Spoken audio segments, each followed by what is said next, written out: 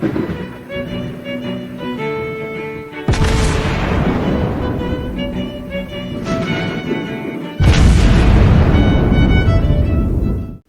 everyone, and welcome back to World of Warships Blitz with Terry.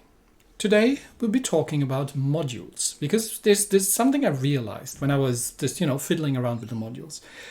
If you're coming new into the game and, you don't have an awful lot of experience, and maybe you've been playing PC before, you could be tempted to think that you actually have a decent amount of choice to individualize your ships by using different equipment modules, because you've got 3 equipment slots, which I would generally call slot 1, 2, and 3. So 1's the first one.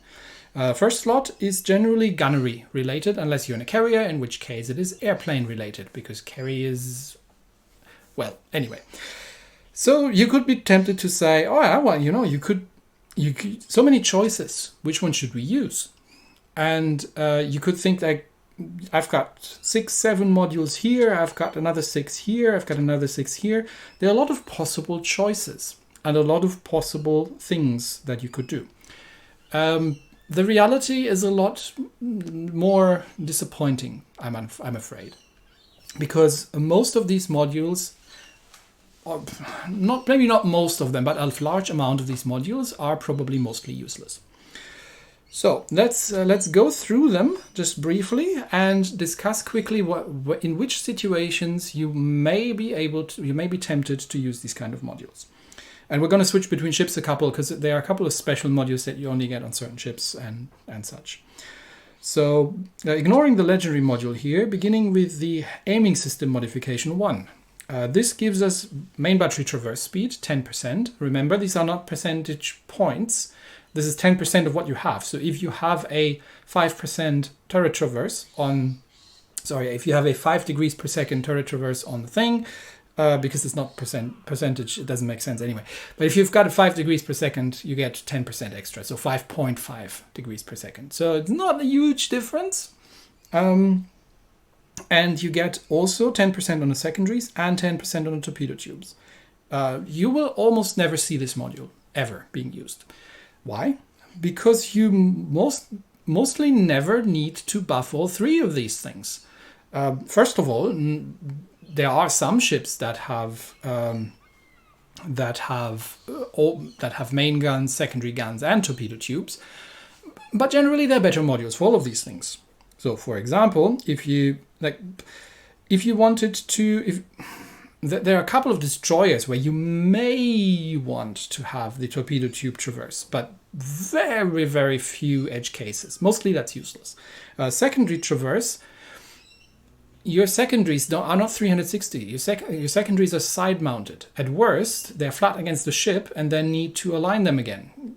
Also, very, very rarely that's an issue. And for main battery traverse, you could literally use the main battery mod 1.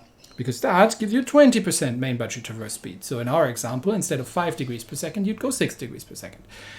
This is a module that I use on occasion. Most recently, I've used it on the Slava. It's not a very popular module. You would use it on a ship that too easily outturns its guns. So a ship that has a relatively decent maneuverability, but it's extraordinarily terrible turret traverse. And you find that you waste a lot of time waiting for your turret to get on target. So there are some ships where you might be tempted to use that. But then again, you have other choices to deal with your main guns. You can use the main battery mod 2. That is not a bad module. It has a significant downside, however. And that downside is it reduces your main battery survivability by 25%. So don't put that on something that only has 2 main battery turrets, like initial here, because you are going to get one shot off and then you lose half of your firepower. This is also a module that I would say is occasionally useful on ships that have very, very long reload and pretty well armored turrets. You can use that module. The third choice is the main battery mod 3, and that gives you a bit better dispersion. Now, a lot of people will say, well, there's no question, right? Dispersion is everything. Yes, but it's 7%. Compare that to a ship that has even just a lower grade precise aiming skill, and that is vastly superior, although temporary, to this module. So it's not going to give you a huge amount, but it's still a very good choice in general if you don't need any of the others. So let's say your turret traverses just fine, your reload is okay, or you don't want to lose the survivability of your turrets, then this is generally a decent choice. We then have the secondary battery mod 1. Why would you use this module? Extremely rarely. So there are a couple of ships where it makes sense to have your secondaries buffed, because this gives the secondaries a decent reload.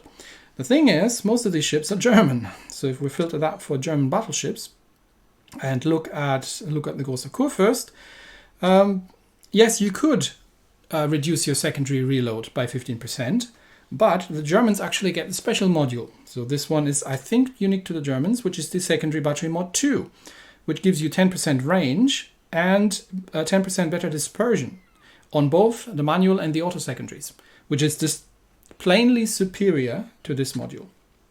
So you probably would never really be using it, because you wouldn't do that on an American battleship, because you'd be using something to improve the main guns. The auxiliary armament modification 1 is another one of those edge casey things that you actually honestly never really going to be using.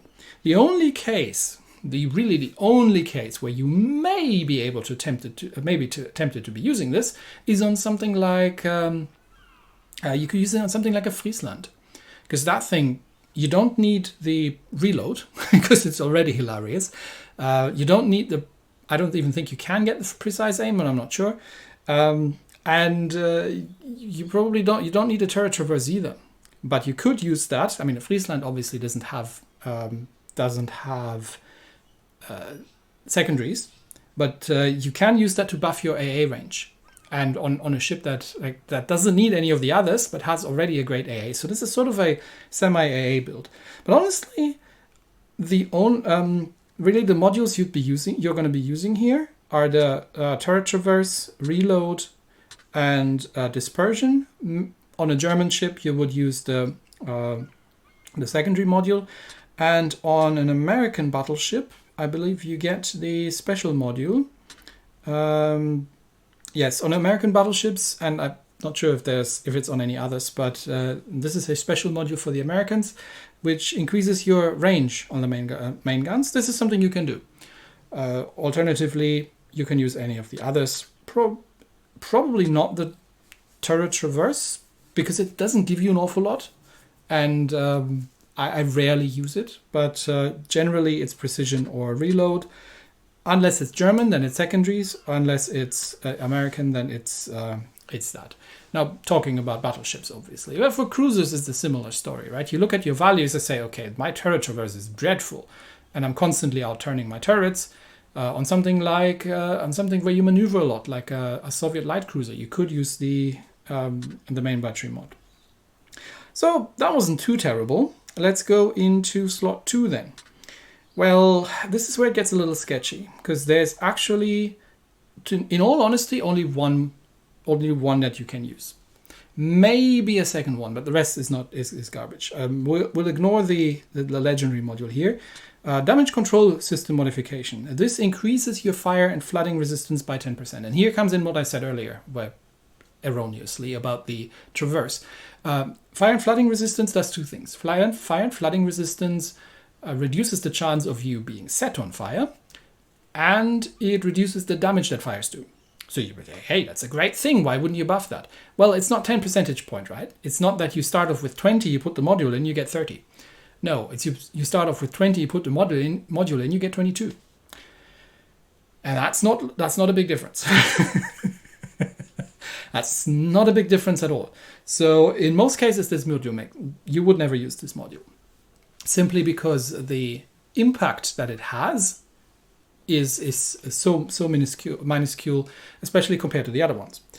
There is the steering gear mod 1, and you can occasionally be tempted to go double steering, but This only gives you 10% on the traverse acceleration compared to 15% on the slot on a slot 3 module.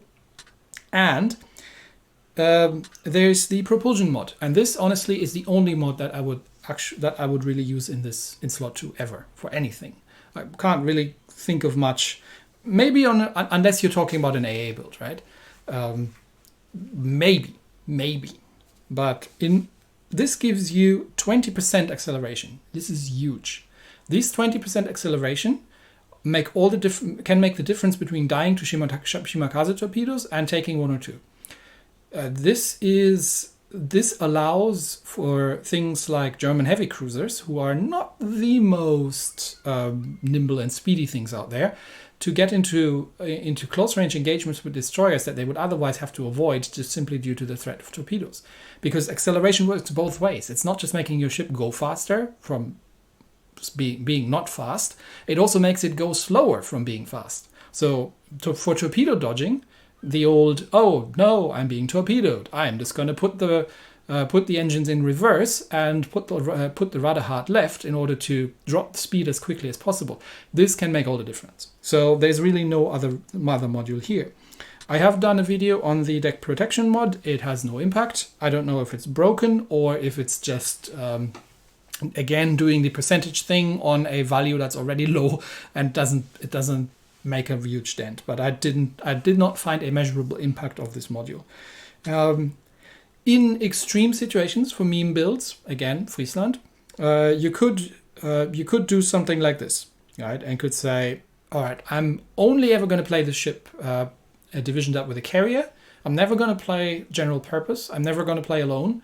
I'm going to always be fighting enemy planes. Then maybe set up a booster, or like I said, a Friesland, or a Halland, or Småland, or anything like these. You could use the AA defense for increasing the small caliber AA damage, but check your small caliber AA damage first.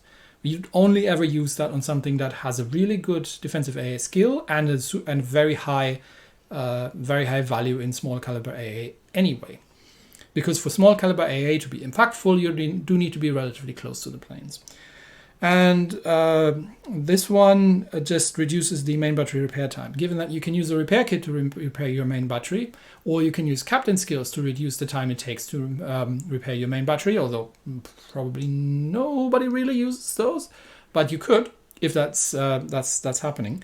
This module is completely useless. I don't see why you would ever want that. You could argue that you could combine it with the main battery mod 2 and then just get your batteries back and with the captain skill to get your turrets back up when they get shot off.